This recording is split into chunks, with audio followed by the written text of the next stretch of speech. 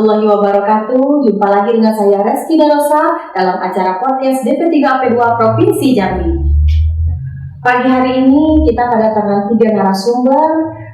Yang pertama Kepala Dinas, yang kedua Sekretaris Dinas, dan yang ketiga adalah Kepala Bidang Pemerintah Desa. Dengan segala kesibukan mereka yang abrek-abrek ini ya, tadi pagi saja ini sudah banyak sekali nih rintangan untuk melakukan syuting ini. Tapi dengan kesempatan ini akhirnya kita bisa melaksanakan acara podcast hari ini. Yang pertama kita perkenalkan dulu Kepala Dinas kita, Pak Alden Najmi. Selamat pagi Bapak. Selamat pagi. Sehat Bapak? Alhamdulillah. Dan sekretaris kita kebetulan juga beliau bernama Raden Abdul Rashid, Bu Raden berarti ya. Yang ketiga ada Kepala Bidang Pemerintah Desa Pak Basri. Oke. Kita mungkin sedikit akan membahas tentang visi misi Jambi Mantap ya Pak. Di sini saya akan membacakan dulu visi misi Jambi Mantap. Visinya yaitu terwujudnya Jambi maju, aman, nyaman, tertib, amanah dan profesional di bawah ridho Allah Subhanahu wa taala. Dan misinya yang pertama menetapkan tata kelola pemerintahan, yang kedua memantapkan perekonomian masyarakat dan daerah, serta yang ketiga memantapkan kualitas sumber daya manusia.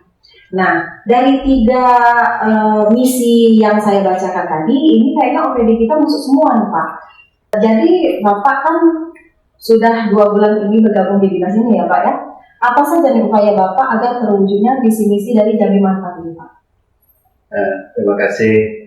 Assalamualaikum warahmatullahi wabarakatuh. Waalaikumsalam. Ya memang betul, saya baru bergabung di Dinas DP3AP2 Provinsi Jambi ini terhitung tanggal 23 Juni 2023. Ya, kemudian setelah saya masuk ada 5 kabit dan 1 UPTD dan ditambah sekretaris.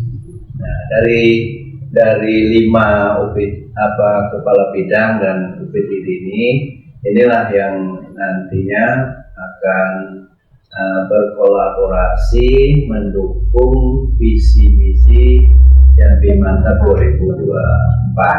Nah, terkait dengan visi pertama tata kelola pemerintahan, tentunya di Dinas DP3AP2 ini lebih identik dengan bidang pemerintahan desa dan kelurahan dan bidang PMD.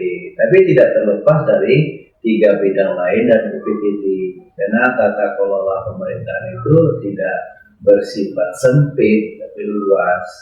Begitu, bukan penyelenggaraan surat menyurat saja, tapi terkait dengan pembinaan kepada daerah bawahan.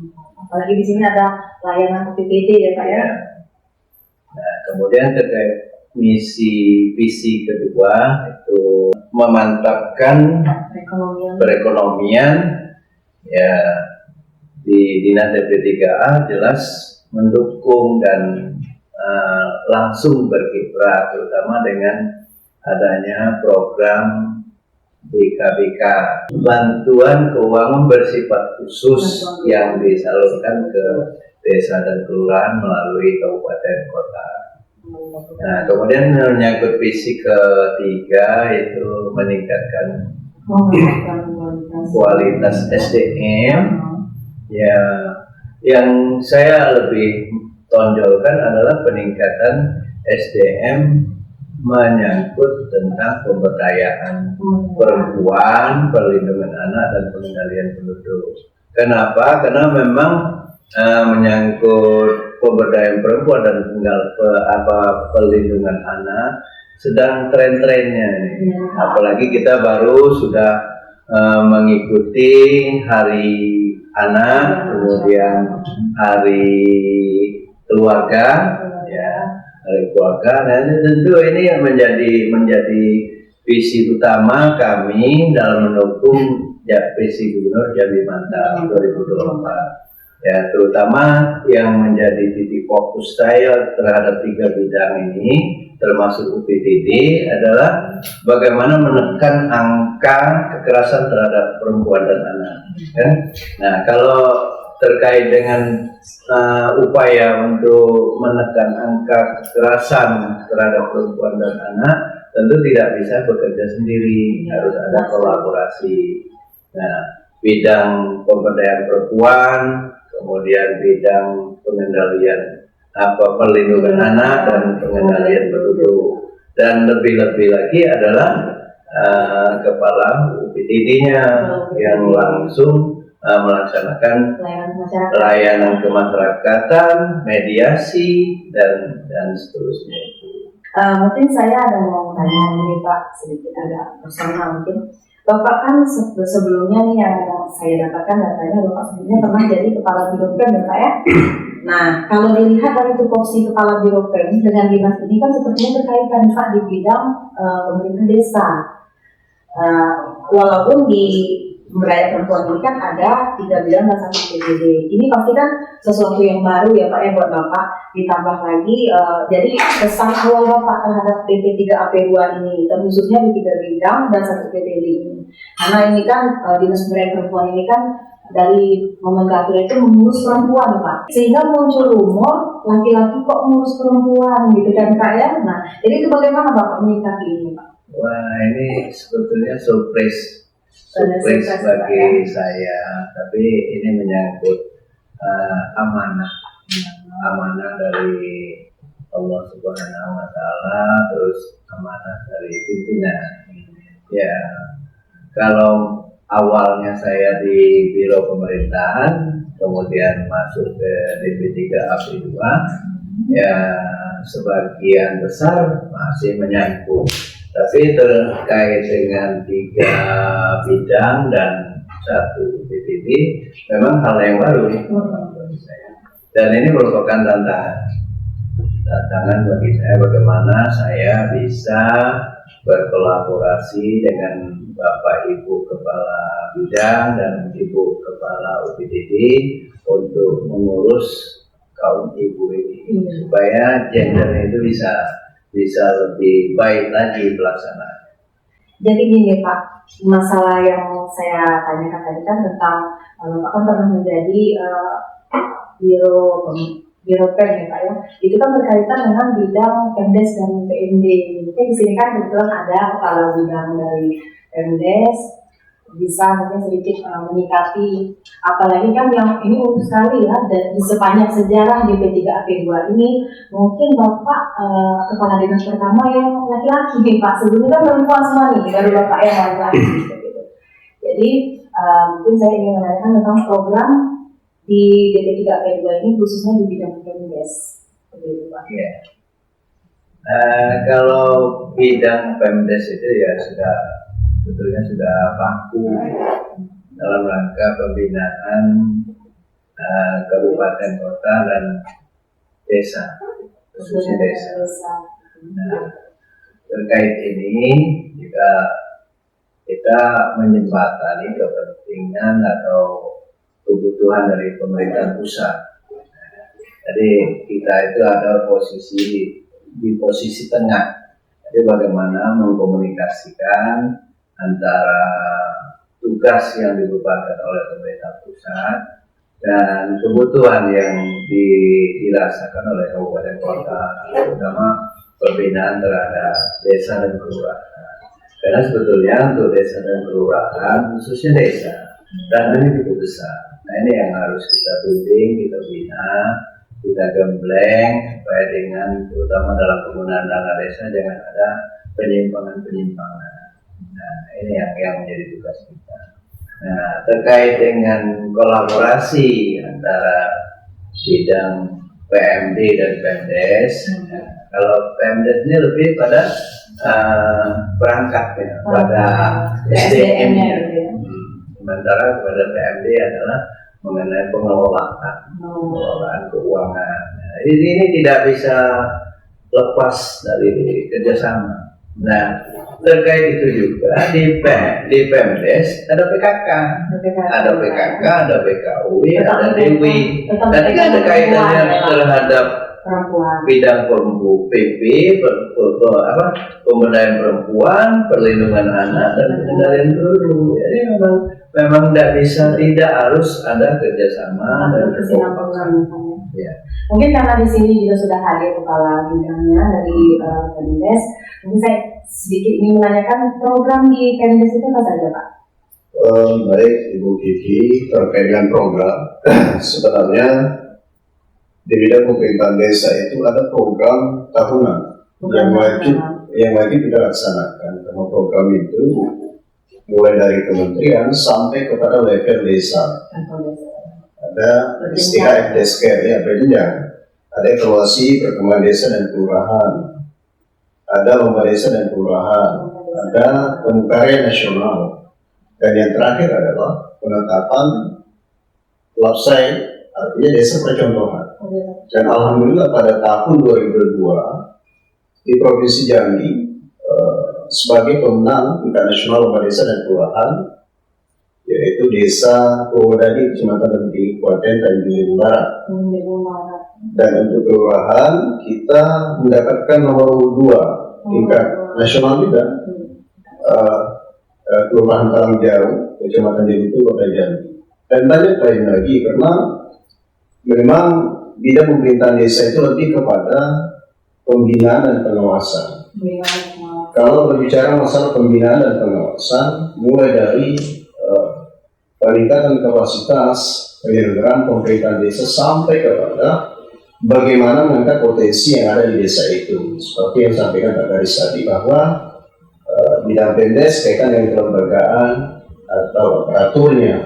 Begitu juga dengan PMD terkait dengan perekonomian masyarakat desa. Kalau dikaitkan dengan visi Bapak Gubernur Dr. Aris Pak Bulasani kaitan dengan jadi mantap, kemudian diurai 3 misi kaitan tata kelola pemerintahan. Berbicara masa tata kelola pemerintahan itu adanya di desa. Postur ada di desa terkait masalah batas wilayah desa. Dan insya Allah Pak Gubernur sangat mensupport kegiatan ini. Terbukti dengan bantuan keuangan provinsi masukkan terkait dengan penelusuran tugasan batas desa. Kemudian terkait masalah memantapkan perekonomian. Memantapkan perekonomian itu postulan di desa juga. Ya, makanya kalau berbicara masalah inflasi ada di desa. Artinya lebih memberdayakan SDM-nya. Ya, jadi kalau berbicara pemberdayaan itu empowerment, pemberdayaan artinya diberikan ruang kepada desa untuk berinovasi. Kalau sisi pemerintahan ya, pemerintahan desa. Karena di desa itu paling tidak ada 4 kewenangan. Ada kewenangan lokal berskala desa, ada kewenangan asal usul, ada kewenangan yang ditugaskan oleh pemerintah, baik pemerintah pusat, apa itu dana desa yang disalurkan kepada pemerintah provinsi langsung ke desa. Kemudian ada kewenangan yang ditugaskan oleh pemerintah provinsi yang didesain dengan bantuan keuangan bersifat khusus tadi yang disampaikan Pak Kadis. Tentu kan sumber daya manusianya itu akan berlomba-lomba untuk memberdayakan dirinya seperti itu kepada masyarakat. Baik, mungkin nggak hanya itu pertanyaan tentang pemerintahan desa. Ini ada yang terakhir mungkin buat Pak Kadis dan Pak Sekretaris yang mau saya tanyakan. Kan DP3 AP2 ini kan terdiri dari 5 program dan 1 PDD. Di setiap bidang kan pasti punya program prioritas, program unggulan. Nah, program apa saja nih yang ingin diunggulkan di DP3 AP2 ini? Oh ya, jadi saya akan menindaklanjuti dari visi dan misi gubernur. Nah, visi dan misi gubernur terutama di sekretariat, di sekretaris, itu bagaimana tenaga ASN atau karyawan yang ada kita upayakan untuk ditingkatkan baik skill, ilmu dan pengetahuannya. Nah, ini berbagai macam cara nanti yang akan kita lakukan. Terutama mungkin ya ke dalam dulu mungkin nanti melalui Pak Sekretaris, masing-masing pejabat itu mengerti dengan tentang tugas pokok dan fungsi. Nah, untuk melaksanakan tugas pokok dan fungsi, dia harus punya kemampuan. Karena ini yang harus kita gambarkan secara bertahap. Jadi bagaimana kalau memang anggarannya ada, kita kirim, gitu, atau kita ikuti di diklat yang ada. Itu lebih mengarah ke sumber daya manusia ya Pak. Nah, kemudian untuk pengendalian penduduk, nah itu bagaimana yang tahun-tahun sebelumnya grand design kependudukan itu belum begitu berjalan. Nah, saya ingin menonjolkan grand design itu. Dan untuk nanti berkolaborasi dengan BKKBN, dan statistik dan pihak-pihak lain. Nah, kalau mengenai pemberdayaan perempuan, ini bagaimana nanti program gender, program gender itu bisa kita kolaborasikan, kita tingkatkan, kita sinergikan dan sosialisasi. Kemudian untuk perlindungan anak ini dari 11 kabupaten kota masih ada 2 kita kabupaten yang belum menerima piagam kabupaten layak anak. Kita kejar yang 2 kabupaten ini, terutama Kabupaten Merangin dan Kabupaten Kerinci. Karena setelah saya komunikasi ke tim penilai pusat, rupanya dari 2 kabupaten ini yang kurang itu adalah segi administrasi, terutama mengenai pelaporan. Nah, kemudian terhadap UPTD. Nah, UPTD ini bagaimana nanti kita coba sinergikan bagaimana UPTD provinsi ini kan sebagai wadah di tingkat provinsi. Nah, UPTD ini bagaimana dengan UPTD kabupaten kota, ya kan? Kemudian bagaimana UPTD yang belum terbentuk? Nah, ini yang kita upayakan nanti melalui Ibu Asinoprini ya. Nah, untuk kita berkolaborasi ya. Apakah kita undang bupati wali kotanya yang belum terbentuk UPTD-nya, atau bagaimana nanti kita lihat perkembangan berikutnya. Berarti semua program yang mau diangkat berarti kan dari semua bidang. Ya, kalau menurut saya kalau memang ya untuk semua program sekaligus dilaksanakan, saya yakin nggak bisa, nggak terjangkau. Tapi saya mengharapkan masing-masing bidang termasuk PTD itu punya satu aja program unggulan, ya kan? Nah, seperti tadi kalau bisa itu pengendalian perlindungan anak, kejar yang 2 kabupaten yang belum terbentuk KLA itu, yang belum mendapat penerima piagam dan penghargaan itu. Nah, begitu juga bidang yang lain, ya kan? Untuk di bidang pengendalian penduduk dan keluarga berencana kan ada program bulan yang udah dari dulu ada nih Pak, seperti kayak Anita Jendre seperti itu kan. Apakah itu dilanjutkan atau yang seperti Bapak bilang tadi buat program unggulan baru yang Bapak sampaikan tadi? Nanti kita evaluasi, duduk bersama mana yang dengan para kabin dan pejabat yang lain. Apakah kita mempertajam atau kita meningkatkan atau kita membuat baru, jadi kita lihat. Mungkin pertanyaan selanjutnya untuk Pak Sekretaris, mungkin Pak ya, yang ingin saya tanyakan itu tentang nomenklatur di Dinas Pemberdayaan Perempuan ini ya Pak ya, terkait dengan tadi kan kita bercerita, memang sudah kita menceritakan ada Pemdes, ada PMD, tapi mungkin sedikit Sobat DP3AP2 mungkin banyak yang belum tahu kenapa sih Pemdes dan PMD ini bisa tergabung dalam Dinas Pemberdayaan Perempuan. Sebelumnya saya mohon maaf karena ini agak teknis penjelasannya sebenarnya. Jadi berdasarkan peraturan pemerintah nomor 14 tahun 2006 pada saat kita akan masuk ke organisasi perangkat daerah, kita kan terlebih dahulu dilakukan evaluasi kriteria yang harus dipenuhi oleh pemerintahan daerah. Itu berkaitan juga dari kewenangan turunan dari Undang-Undang 23 tahun 2014. Nah, itu kan sudah jelas di situ. Pertama, untuk urusan pemberdayaan perempuan itu ada 6 sub-urusan yang indikatornya disesuaikan dengan apa yang disampaikan oleh Kementerian teknis. Kemudian di pengalihan penduduk waktu itu belum terbahas mengenai penduduk. Nah, kita saat itu membahas berkaitan dengan pemberdayaan masyarakat. Ada 5 sub-indikator sub-urusan yang turunan dari urusan pemerintah konkuren. Kemudian tadi ada penduduk dan keluarga berencana, itu ada 6 sub-urusan. Nah, masing-masing sub-urusan itu ada kriteria yang harus dipenuhi oleh pemerintah daerah. Salah satunya adalah pertama berkaitan dengan luas wilayah, kemudian jumlah penduduk, kemampuan fiskal, dan hal-hal yang lain. Nah, dari masing-masing kementerian untuk menyampaikan teknisnya masing-masing. Sebagai contoh, misalnya pemberdayaan masyarakat dan desa itu ini salah satu indikatornya adalah jumlah desa adat. Jumlah desa adat. Karena urusan konkuren yang wajib dilakukan oleh provinsi adalah kewenangannya berkaitan dengan desa adat. Sementara di Provinsi Jambi saat itu belum ada desa adat, dan sampai dengan sekarang mungkin belum ada desa adat. Hanya beberapa yang disebut dengan masyarakat hukum adat. Berbeda 2 kita di wilayah Selampas, kemudian di Batu Kerbau.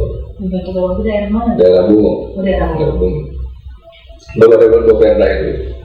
Nah, saat kita verifikasi itu belum ada yang seperti itu, dan kita juga tidak mempunyai desa adat. Otomatis nilai verifikasinya kosong. Kemudian kewenangan yang berikutnya adalah kerjasama antar desa, antar kabupaten dan antar provinsi. Saat kita dulu memverifikasi, kita menyampaikan kerjasama antar desa yang sudah dilaksanakan oleh program PNPM. Mungkin Pak Kadis lebih paham mengenai itu. Dan itu kita banyak. Tetapi pada saat diverifikasi bukan itu. Karena yang di PNPM itu adalah antar desa, antar kecamatan, dalam kecamatan. Tidak ada antar desa, antar provinsi dan antar kabupaten. Tentu nilai kita terpenuhi juga. Dan terakhir berkaitan dengan jumlah lembaga pemberdayaan masyarakat tingkat provinsi. Bukan kompilasi, kumpulan seluruh provinsi, tingkat provinsi. Itu yang pertama, yang berkaitan dengan verifikasi. Nah, sehingga pada saat verifikasi evaluasi, nilai untuk urusan pemberdayaan masyarakat itu kita agak tidak memadai ya, tidak mencukupi untuk diangkat menjadi salah satu bidang. Nah, sehingga di situ ada diskusinya, kita banyak diskusi di situ. Maka kebetulan untuk pemberdayaan perempuan dan perlindungan anak itu setelah diverifikasi evaluasi, indikatornya bisa menjadi tipe A. Tipe A. Maka untuk pelaksanaan urusan pemberdayaan masyarakat desa ini masuk ke dalam dinas pemberdayaan perempuan dan perlindungan anak. Nah, kira-kira singkat seperti itu. Tapi sekali lagi, kalau lihat semangat Pak Kadis tadi, yang penting bagi kita adalah Provinsi Jambi ini melaksanakan semua urusan konkuren. Tidak ada satupun urusan pemerintah dalam undang-undang itu yang tidak kita urus. Itu yang paling penting. Cuman mungkin nanti Pak Kadis sudah menyampaikan kepada kita semua untuk menelaah kembali. Mudah-mudahan kita ada perubahan-perubahan terkait indikator evaluasi kriteria, sehingga nanti mungkin ini bisa berkembang. Mudah-mudahan fiskal kita juga bisa memungkinkan hal itu, dan kita sudah ada telaahan bahwa nanti di dalam bidang urusan pemberdayaan masyarakat dan desa ini bisa minimal kita di tipe B ya, untuk pelaksanaan. Sehingga kita mempunyai 3 bidang yang sudah dilakukan, dan insya Allah nanti akan ditelaah lebih lanjut lagi mengenai bidang-bidang yang berkaitan dengan pemberdayaan masyarakat dan pemberdayaan desa. Sekali lagi, yang ketiga kedua itu melaksanakan urusan pemberdayaan perempuan dan anak, urusan pemberdayaan masyarakat desa, dan urusan pemberdayaan penduduk dan keluarga berencana. Mungkin itu. Baik, Sobat DP3P2, mungkin itu singkat cerita tentang sejarah dari kenapa bidang PMD dan PMDSD bergabung pada Dinas Pemberdayaan Perempuan. Baik, Bapak, mungkin kita sudah di penghujung waktu, sudah saatnya kita akan mengakhiri acara ini. Tapi sebelum kita tutup acara ini, saya ingin mendengarkan dari ketiga narasumber ini statement closing dari masing-masing. Jadi melalui podcast Dinas DP3P2 ini, khusus bagi saya ini adalah langkah dalam rangka kita terobos inovasi kekurangan dana yang kita miliki dalam rangka ekspos keluar. Jadi inilah makanya kenapa dibentuk podcast di DP3P2 ini ya Pak ya. Dan yang selama ini kan jangankan masyarakat, para pejabat ya tentang DP3P2 ini masih banyak yang belum begitu paham, masih latah ngomongnya kan. Nah, belum lagi kita cerita OPTT. Mungkin Pak Sekretaris bisa menyampaikan statement closingnya. Ya mungkin untuk kita semua lah bahwa apa namanya itu kita harus membangun dunia ini dengan bersama-sama. Karena bukan apa-apa, ya waktu akan menunggu kita terus. Oleh karena itu bahwa Pak Kadis kami siap untuk berkolaborasi untuk membangun DP3P2 lebih baik. Berarti kita yang bergerak. Oh siap. Terakhir, statement closing dari Pak Masli. Baik, barangkali kami menghimbau kepada aparatur pemerintahan desa bagaimana kita menjadikan desa itu secara mandiri. Kalau desa mandiri berarti secara otomatis masyarakatnya itu sejahtera. Itu saja. Demikian dari 3 statement closing narasumber tadi, saya tarik kesimpulan bahwa perempuan dan laki-laki memang berbeda, tetapi tidak untuk dibeda-bedakan. Mari kita bangun desa mandiri di Provinsi Jambi. Sekian, terima kasih. Wassalamualaikum warahmatullahi wabarakatuh.